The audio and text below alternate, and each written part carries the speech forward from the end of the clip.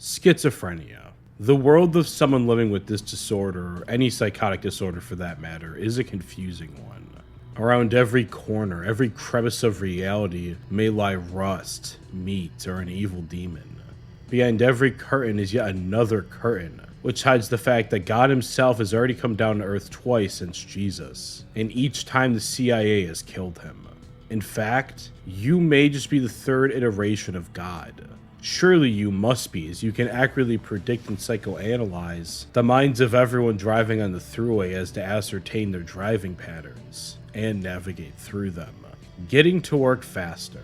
When you've heard the radio tell you you are a worldly sacrifice, a mere lamb to the slaughter, for the salvation of humanity at least 100 times at this point, well, there's little reason not to believe it. The devil is in the details, literally, as the information on the radio screen has been stuck saying nothing but death for 2 months now. If you can't already tell, I suffer from psychosis. I do believe the radio talks to me, reminding me of how horrible I am, as much as I believe I kill a living, sentient being every time I throw out a cookie.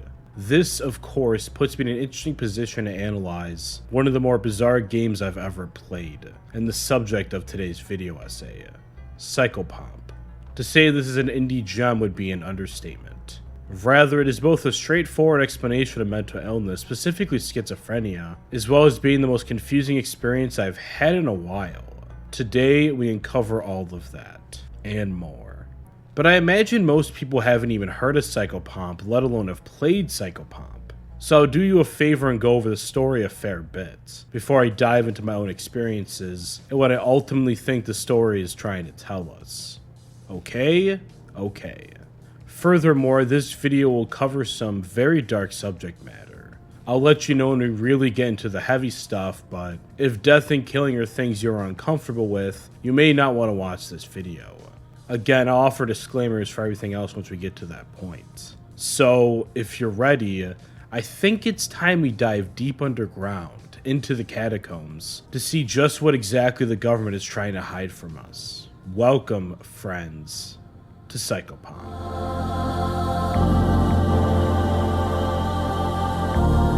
I have screenshotted the number 27 or some close iteration of it like 207 20 times today. In reality though, there has only been 10 instances of me seeing it, and each time I screenshot it twice, as I believe every picture should have itself a friend, whether it be a romantic partner or just a good buddy. The number 27 is my lucky number, and I believe in that wholeheartedly, so much so that a full-blown panic attack can be quelled from seeing a rare 27 in an unusual place. More commonly though, I see it on Twitter. To be honest with you, the number follows me everywhere. So I can't see any reality where it isn't a special message from a higher being made for me, and me only.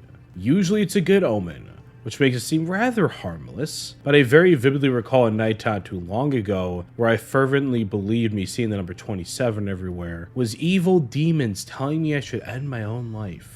I didn't, obviously, but you can certainly see how dangerous this train of thought is. If you want a scientific explanation of psychosis as a whole, even a new theory concerning its existence, I'll put a video at the end card of this video as well as the description.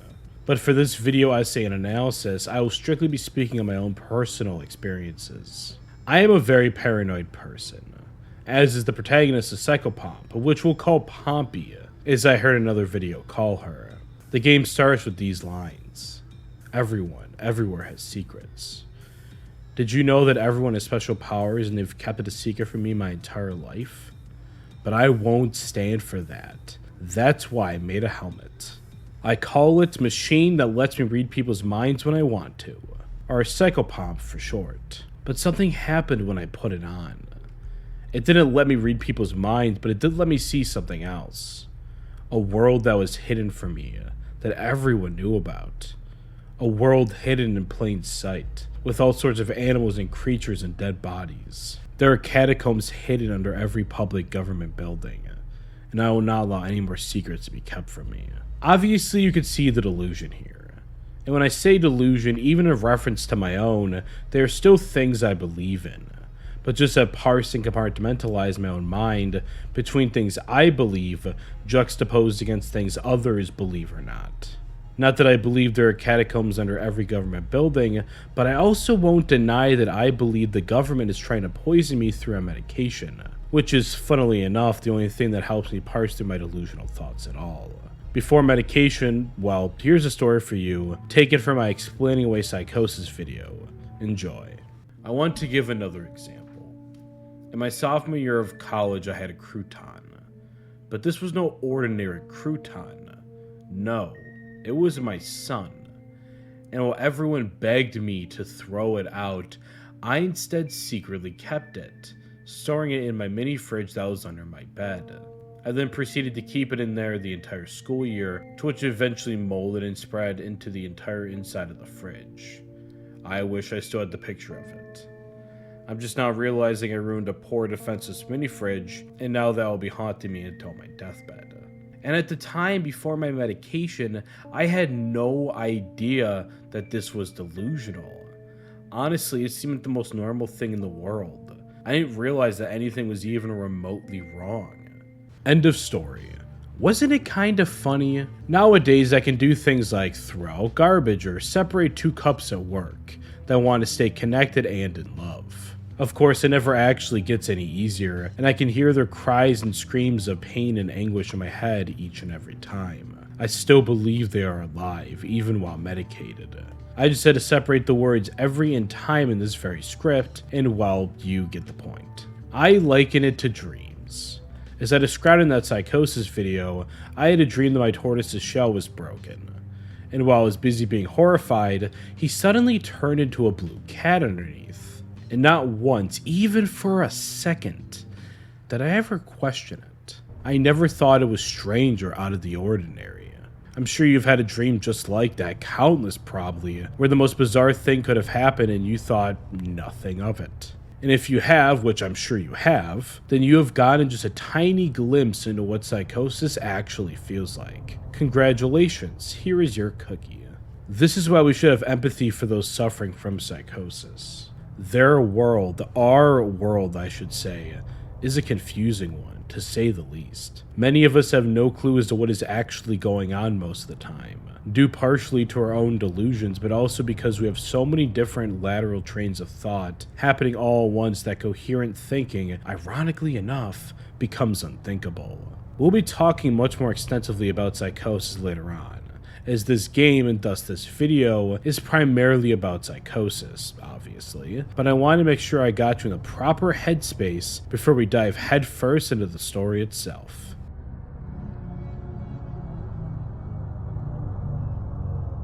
Right off the bat, Pompey acknowledges your presence with the line, "You're in the world." This automatically made me think of my own experiences, of which I highlighted my milk outside a bag of milk outside a bag of milk analysis, of which I will show you a brief excerpt now. As a child, I frequently imagined myself to be a video game character. When I say this, I mean it very literally. My perspective was often from a top-down third-person POV, identical to the bird's-eye view you would find in any common RPG. This was not by choice, mind you. It would be accurate to say that I had no control over this. My body was little more than an avatar, and I would even wait to make movements until I could feel the analog controller make a certain input. Once I did, I would move with a calculated purpose, going only where I felt the player desired me to go. To this day, I'm unsure if my consciousness was the avatar or it was the player. Perhaps it was part of both. This phenomenon extended to the events in my life as well, events that I would come to cast as a story. I wouldn't call it a predetermined fate, but rather that places were calling to me, aware that I specifically would someday go there.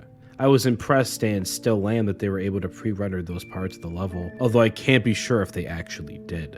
Particularly eventful days were cataloged in my brain as VHS direct-to-television sequels to A Charlotte's Web. I created countless of them and would even imagine things like the commercial advertising the movie, with scenes of my life playing in a small square on the left side, while the right side had a VHS-esque yellow background with the tape slowly rotating proudly. It was always standing on its corner. When I look back at my childhood, this is what I see. I want to stress this as much as I can. I mean it quite literally.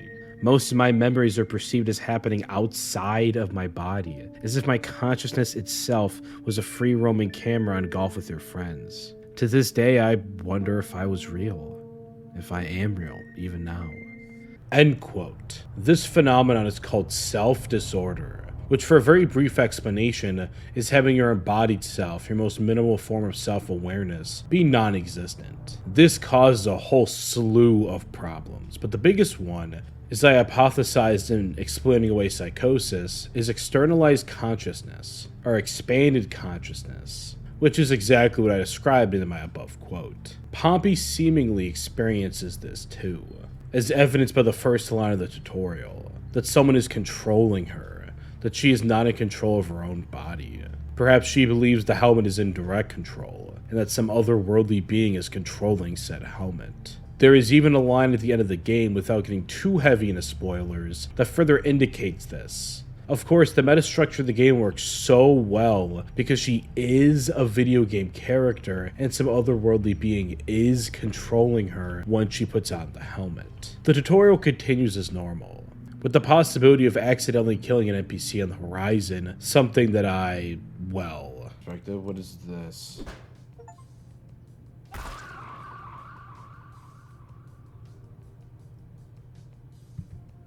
Oh. This brings up some food for thought, something that I hesitated in even bringing up, but feel it warrants at least a brief conversation. The NPCs. I can't completely rule out if they're real people or not. For some light spoilers, the end song does kind of allude to the fact that she does end up on national news, meaning she does something pretty bad. And she does undeniably break into real world places. Is her reality so warped, her perception so broken, that she perceives people as monsters? Are we to take the story that literally, or should we be looking at the entire thing more symbolically, more metaphorically?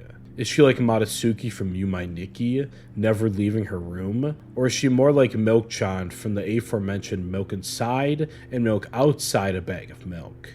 Who does actually go outside? I certainly don't have the answers for this. I doubt she actually hallucinates real people as monsters, though, of which I best described in my Milk Inside a Bag of Milk Inside a Bag of Milk video essay. In it, I said, of course, she could literally see everything in red, but, well, that's usually not how it works. Visual hallucinations, especially to such a drastic degree, are extremely rare to begin with. For her eyeballs to actually see the world in that way, it's just not very likely. Possible, of course, and I will never say for certain what she does have, but I want to look at it from another angle, one that I can properly talk about and relate to. Don't take this as anything but my personal perspective on things. My interpretation of this red hue is that while she can literally see the world around her clearly, she cannot comprehend or contextualize it. To her, the space may as well be a distant planet, as the things around her simply don't make sense. Her abstract perception, that of which takes every little step into account, has become so inherently tied to her fractured psyche that she relates her very reality itself around her life's most traumatic moment, her father's death. So while she may not actually see the world in red, the game is using abstraction to show us her warped perception and putting us into her shoes, her bizarre world. We can also pretty safely assume that her very condition, whatever it may be, is hereditary, and is probably the reason her father took his own life, as evidenced by the various parallels made between him and his daughter, of which we clearly see her thoughts when these comparisons are made. She's suicidal. Even so, while this is probably a genetic condition, I imagine that her symptoms weren't too bad until her father's death, when the stress, confusion, and sadness made them explode out to the forefront. This is extremely common in mentally ill patients, having trauma not exactly be the start of a condition, but the thing that exacerbated it. It's also entirely possible that his death could have been the start of it all, but, well, it hardly really matters within the context of this game. The point is that she's suffering. This even further applies to the people around her. And since I'm bored of conventional analysis, it's time to get you in the proper mindset.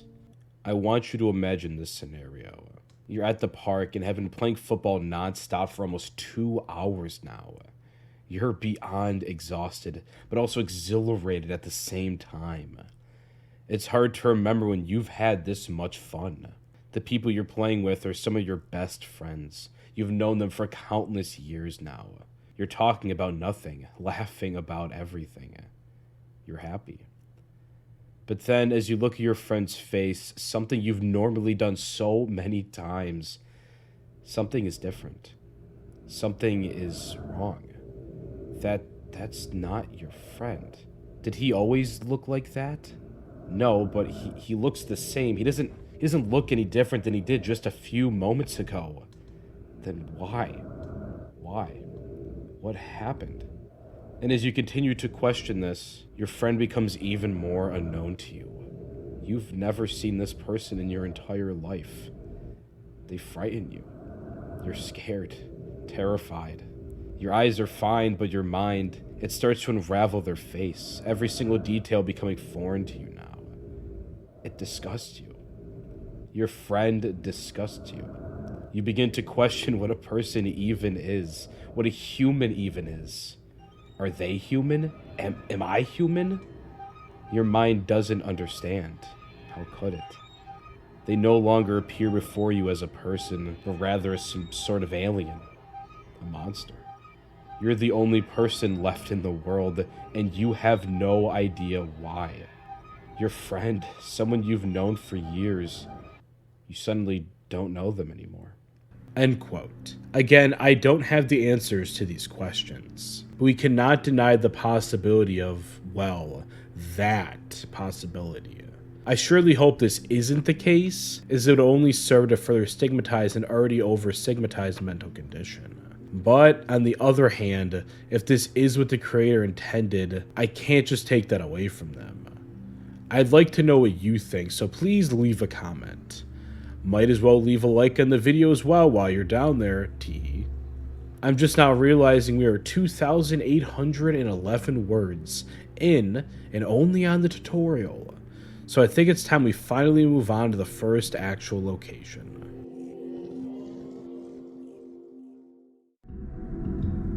The game's loading screens have a delightfully intriguing surprise to them, namely that they feature a gameplay tip and a real-world tip. The first of these I encountered was saying viruses don't actually exist, and that illness is simply your body punishing you for what you have done wrong. This feeling of guilt, of never-ending shame, is core to the psychotic experience. Why it is exactly, I'm sure, is different for everyone, but as I said before, you constantly hear about how terrible you are. Whether that be from the radio's messages, auditory hallucinations, or even from the worldly society at large, using the term psychotic as an insult for terrible people.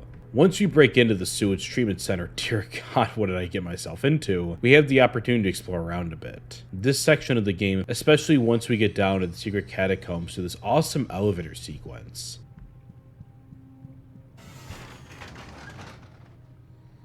Down we go.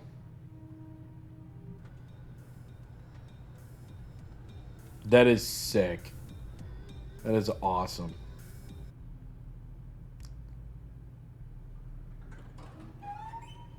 Is the most exploration heavy of the worlds, while the rest of the game is mostly a streamlined experience. I was thankful for this, as I kinda hate exploration heavy dungeon crawlers, but I digress. Once I got lost about 5 times, all the while talking to some colorful NPCs.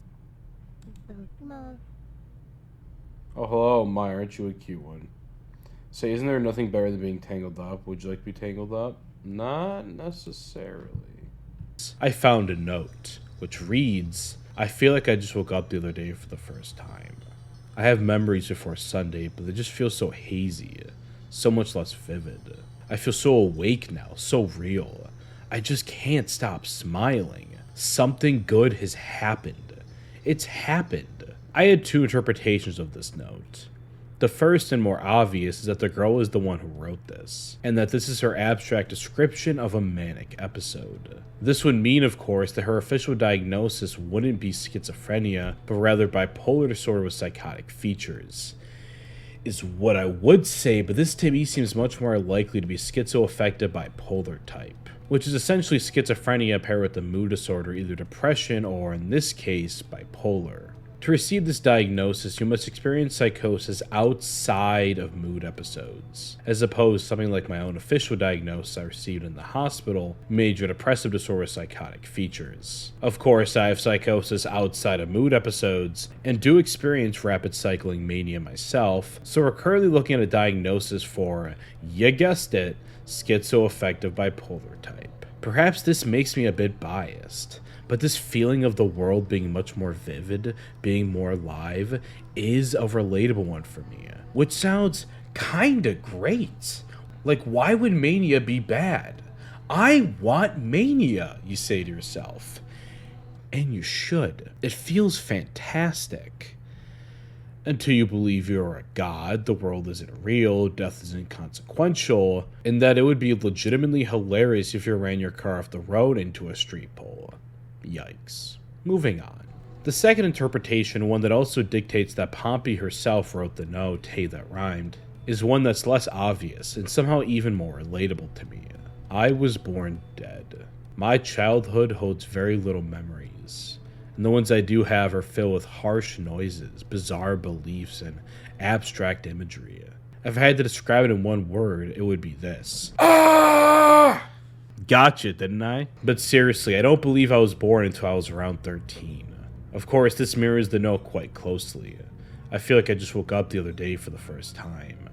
I had memories before Sunday, but they just feel so hazy, so much less vivid. My life lasted until I was around 17 or 18, and since then, I remain dead. I remain dead. If you explore around enough, you'll find an altar, or a church, as the Steam achievement explicitly says. An altar of what? That remains to be seen, but I'll give you a hint. It directly mirrors something later in the game. There you will find a syringe, of which I didn't know what it did, except I later discovered gives you more health. Something you can gauge in the menu or by the red tube on the right of your helmet. The left purple one, as you can clearly see, is your stamina bar. Something I completely overlooked until the last main world. I forgot there was even a sprint option. Whoops. After getting even more lost for a few minutes, you'll find a Thrate woman, whatever that means, that tells you the bridge is down and that you'll have to find a way to make it across. Your journey will then have you find keys and access different areas that will help you rise up the bridge and proceed on your journey. There's even a special key which, well... My special key, the queen gave it to me, my special love gave it to me. If anyone ever took it, I'd explode, I'd be so mad. Well, I'm sorry to inform you, but I'm gonna need that key.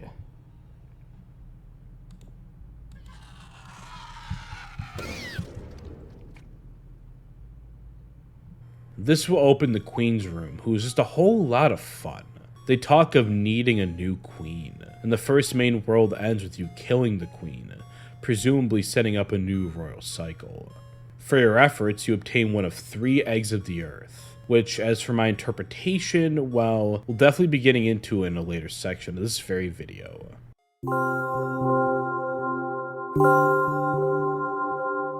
Once we boot up the second main world, the Children's Hospital, we are treated to yet another pair of tips. The one of interest being the real-world tip, which claims a man named Marcel A. Linden discovered the cure for cancer in 1994, and then was subsequently killed off in the same year by everyone's favorite weapon, you guessed it, a child's crayon. This, friends, is another clear example of Pompey's delusional and paranoid nature making her believe in seemingly outlandish conspiracy theories. Or perhaps it's a true story. Only time will tell. Once in the world, you'll explore a children's hospital, lamenting the fact your body is full of cancer and incurable diseases. Something that, hey, I also believe in. Go me. But don't worry. You're only sick once. Like before, you'll descend to the dark catacombs below via the rusty elevator, and once again, a very dope montage.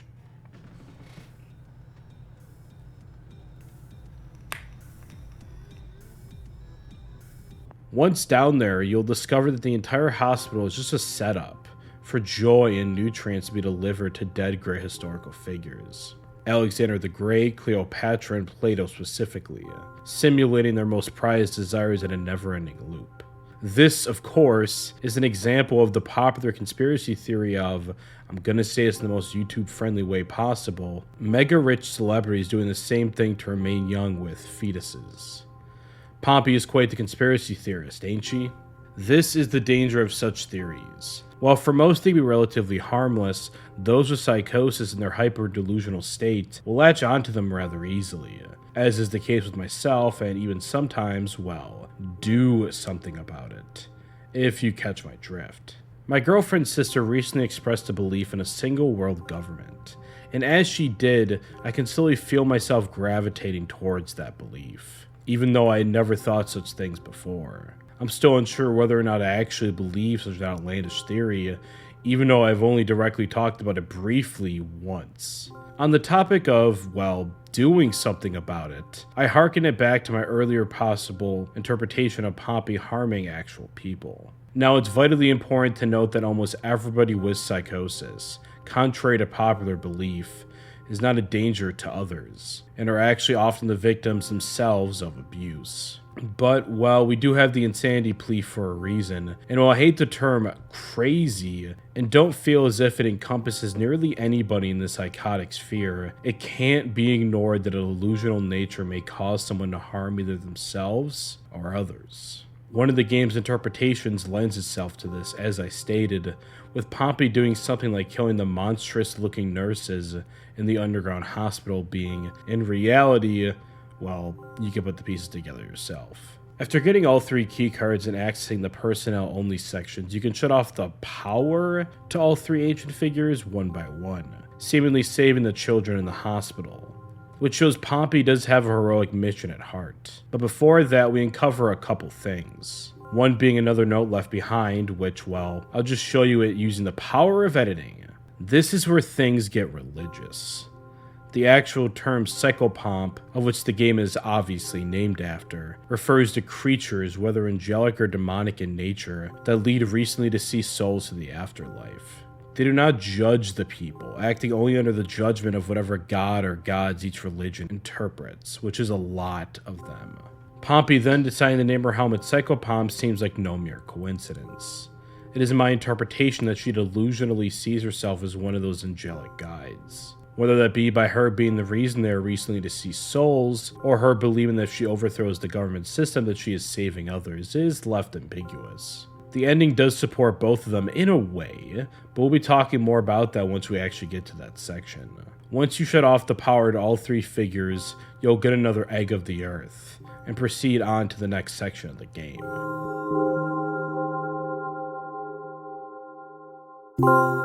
Aside from the 3 main sections of the game, you'll be able to unlock transient locations during your playthrough. The first has you talk to one of the Thraite women, who speaks to the Queen, which is assumably a reference to the Queen of Venus the previous note mentioned. The woman tells you that the Queen's crystal is hatched and that she is out there somewhere, wherever there even is, and that vermin dogs may lead her astray, whatever that means.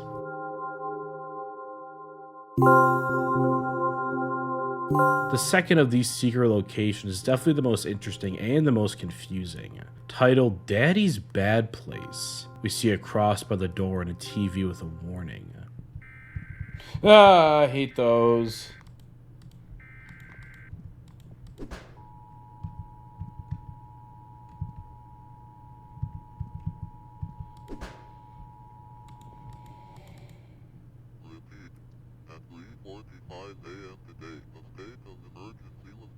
Following the appearance of a large unknown insect-like creature in the Melted Pearl in Central City. The creature is up if you are outside, find the nearest shelter. If you are thinking, stop thinking. The insect may appear to you as a human. It is not. It is an aberration of your imagination and does not exist. Stay away from the insect, as it is highly dangerous. Do not attempt to communicate with the insect, as it is highly dangerous. The insect is not real. The insect is not real. The insect is not real. So the insects are dangerous and yet the insect isn't real? Interesting. We'll be talking much more extensively about this section in, well, a future section, but I think it is vitally important to the overarching story of this game.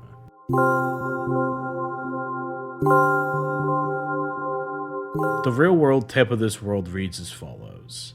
Have you ever tried asking what your father's true name is? You might be surprised. This further leads into the question of who this father figure is, as it was brought up with the last transient location.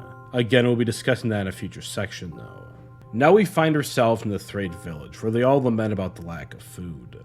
This is where we find out a lot of supposed lore of this world, as it seems the Thrade women used to rule over the world before the humans, and now they're forced underground. One of the Thrade women wonders what you are, even though they clearly know what a human is. So, what are you? If Pompey is anything like me, and this is assuming this entire village is her delusional perspective, then she will not interpret herself as a human. That is, sadly, just the nature of the condition a lot of the time. She even assumes all people are made of dust and clay, even in a game where the word meat is around every corner of dialogue, which further leads in her killing real humans' interpretation, as she doesn't see them as what they actually are, flesh and bone.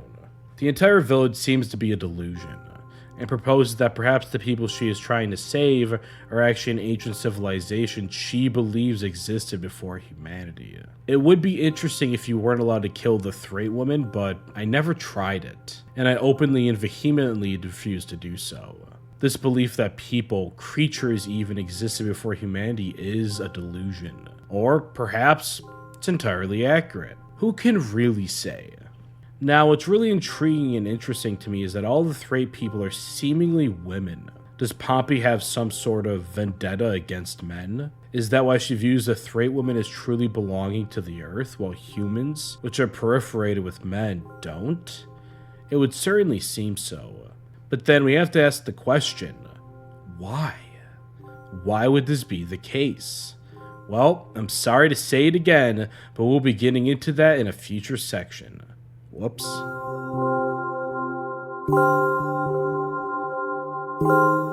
This area features seemingly nothing except a conversation between two circular entities, which we later find out are the aforementioned vermin dogs. I'll let this conversation play out for you for your own convenience.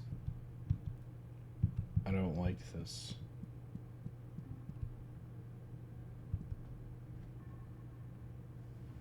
Huh.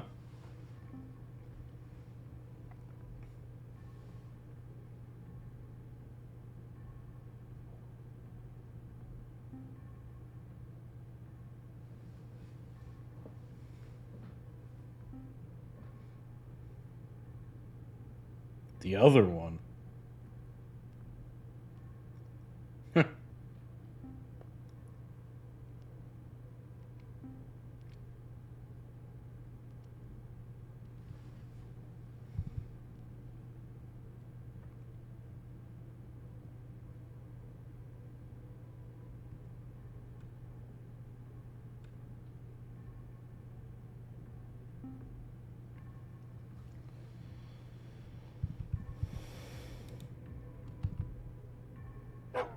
Ah! So these are the dogs they were talking about. Yeah, big nice bone.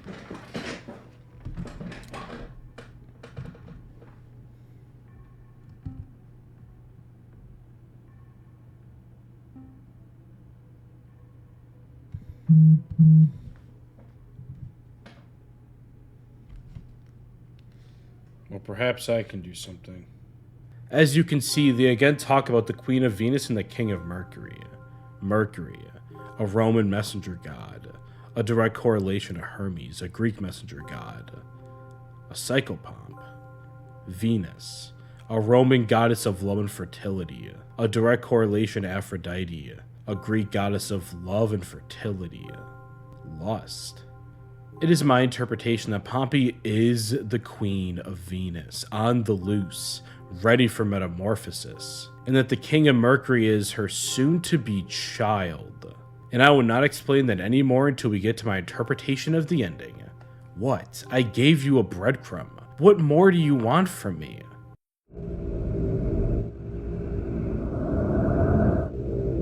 Real world tip. The real JFK's then aborted fetus was found by the Department of Justice in 2006. More nonsensical delusional gibberish. Or is it? It's important to note that oftentimes delusions come from somewhere, although usually indirectly, and that even if someone is delusional, their words should be taken seriously, at least most of the time. Their accusations should be taken seriously. Fetus. Interesting. It's revealed through this location that Pompey was probably a troubled child, forced to stay in the cold detention room frequently. This overworld was a goddamn maze. It took me forever to find the elevator almost every single time, despite dying in like 20 instances. Fun. Finally, we arrived to the factory, with a leader that just wants a sweet release of death. A poem that can be found here seems to explain why. To retain that childhood innocence. That view of the stars that adults can't see until they die. A very depressing poem indeed. Reminds me of something I would write, honestly. This one seems simple. Go to the left and then the right, shutting off the safety features and allowing us to crush the head of the factory manager. Go to the left and expect hell. Here's a brief synopsis of my torturous playthrough.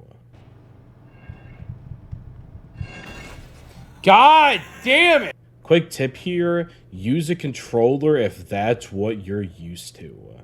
The sprint feature is accessed by holding down the left analog stick like it would normally be. You'll thank me later. Seriously, you're welcome for that. Go to the right, fight off a few enemies, and boom. Go to the center, pull lever, actually it's just a button, and kill the factory lead. Obtain your egg of the earth, simple enough.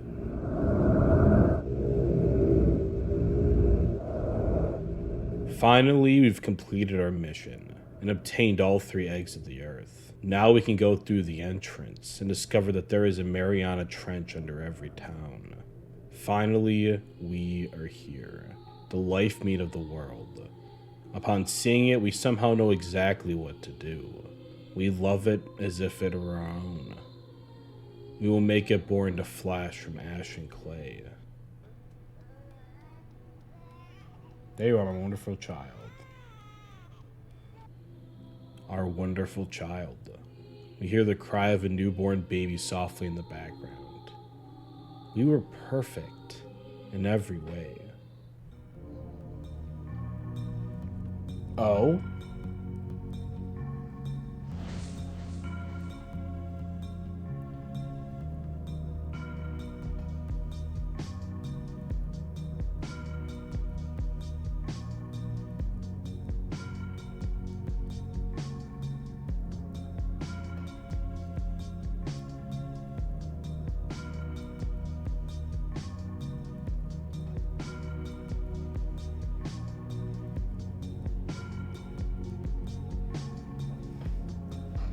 Stick around for the song. All right.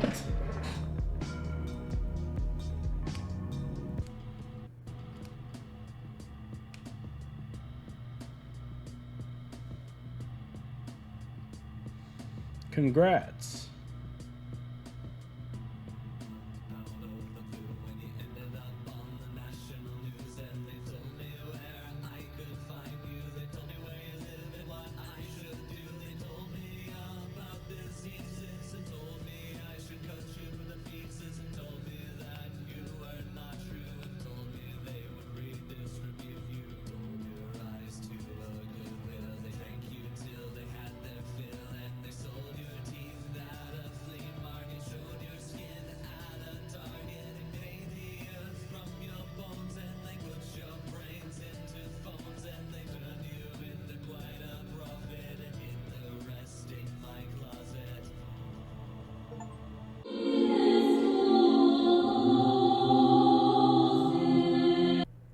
What?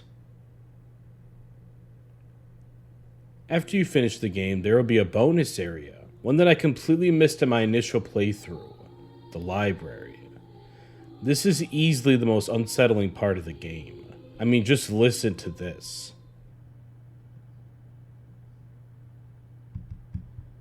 Okay. Yet, I'm not even sure what I got out of it. It tells of some light-absorbing meteor thing, which has religions freaking out. Could this be another conspiracy theory by Pompey?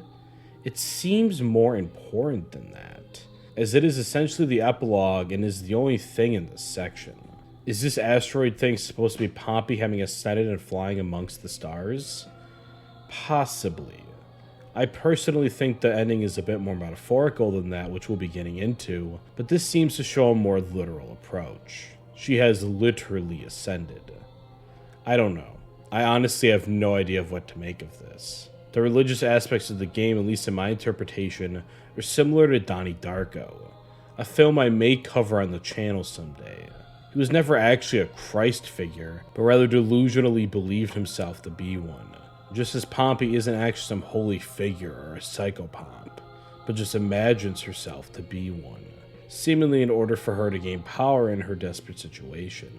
What I can't make a bit of sense though is the actual epilogue, with Pompey's new form burning up, perhaps flying too close to the sun, and her getting replaced by a new person, this time a man, with a mission from the dogs. This directly mirrors Pompey's supposed mission, and is really just another instance of a traumatized psychotic person believing in things that aren't real, believing they must save the world from some sort of evil. Yeah, just a strange epilogue overall. I'll definitely have to think more on this one.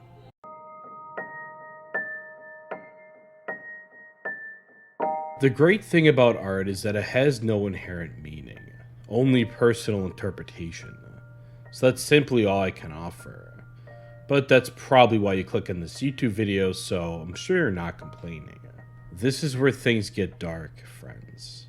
Seriously, if you're someone who has trouble with things like sexual assault, you may want to click off the video now. Viewer discretion is, as always, advised. Here's what I think. Pompey is a young girl, probably early 20s, who has had schizophrenia for some time. Probably even before she had any trauma inflicted upon her. That being said, she surely has had a lot of said trauma inflicted. I found it super odd that the second transit location is named Daddy's Bad Place. Like, what is up with that?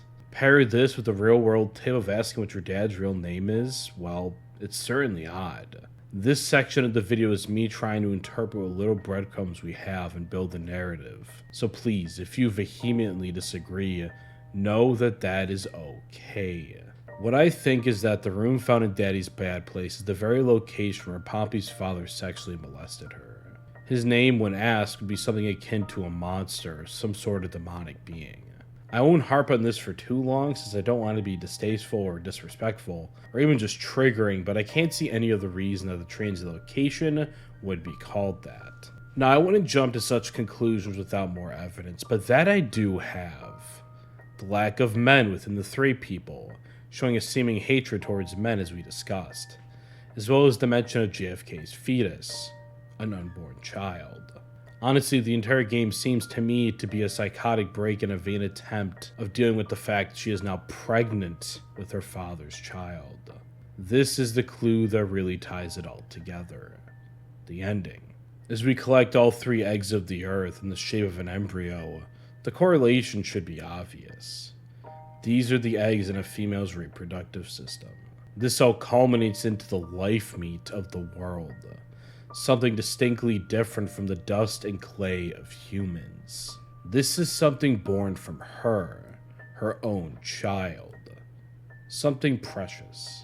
She knows exactly what to do as she gives birth to this life meat. This is something she loves, that is warm to her. Born to flesh from ash and clay. And of course, if the newborn baby crying in the background wasn't enough, she directly states, "My wonderful child." This is the king of Mercury, a true psychopomp, one that has been dormant but is now awoken, according to the dogs. And the siblings spoken of? Well, this could be triplets, as 3 fertilized eggs would mean 3 children being born, but I don't know how likely I actually find that. No more secrets. She sees everything within her domain. And finally, she ascends, her psychotic break reaching its boiling point. Whether this means she ends her own life, goes to jail, or whatever, I'm not sure, but here's what I think. The ending song has some pretty confusing lyrics, and honestly, I was gonna write it off until I thought more about it. Is the you Pompey's referencing you, the player? Did she actually kill people and end up on national news? Perhaps, I'm really not sure. But then she says, they told me where I could find you. They told me where you live and what I should do. Okay, so this is starting to seem like her auditory hallucinations are commanding her to find someone specific and do something. Someone who was apparently on the national news for seemingly doing something horrible. Since they told her about diseases, this again seems like an amalgamation of her delusions and hallucinations, as we've seen how she views illness throughout the entire game. Apparently, she should cut this person to pieces. And then she says something interesting, and told me you were not true. Just as we heard about the insects in, you guessed it, Daddy's Bad Place. The insect is not real after all. Little voiceover note here, this obviously builds a correlation between the insect not being real and the dad not being, or this person that the song is talking about not being true. And since it's Daddy's Bad Place, you would then infer that they're talking about the dad. At least the song is. So, yeah. The rest of the lyrics seemingly describe this person's murder at the hands of Pompey as the voices cheer her on. The putting your brains in a phone's part kind of throws off my theory just a bit, but it also aligns with my partial consciousness transplantation theory as seen in many videos, but most recently, my needy streamer overload analysis, so good on the game, I guess. Of course, with the line and hid the rest in my closet, it seems Pompey has finished her kill, and literally stuffed the body into her closet. But who is being killed here? Well, I feel like it should be obvious by now. It's her father, for even more obvious reasons. A fitting end to a horrible, evil man. I think Pompey sees herself as a psychopomp, as I stated earlier in this video. This is mirrored in the church in the first world, where there is a statue of Pompey's final form. If she does indeed kill others, it is only for this reason. While what she may be doing is obviously terrible, her inner mind has, well, good intentions. Which I think makes the whole thing even more tragic. Especially if her psychotic break was indeed caused by her father. I also believe she wants to overthrow the government, hence why she's only going into government buildings specifically. It would seem whatever way or method, she completes her mission. And after she gives birth to her child, or perhaps children, that she sees herself as ascending into a true psychopomp. An angelic winged figure meant to guide wayward souls. Where she goes from here, well, who really knows?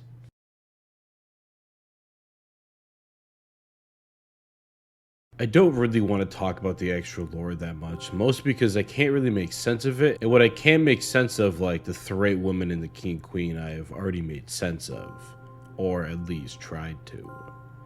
I also don't think it's that important, as most of it seems to just be Pompey's delusional perspective. Her own personal interpretation of a world that makes no sense. A world where all she has encountered is some of the worst evil known to humanity.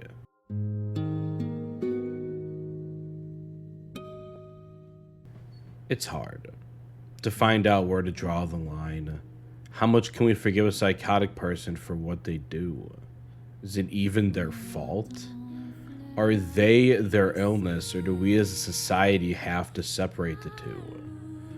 I honestly don't know the answers to these questions. Perhaps up to each individual person to make that conclusion for themselves. But what I do know, what I firmly believe in, is to have sympathy and empathy. You never know what someone is going through.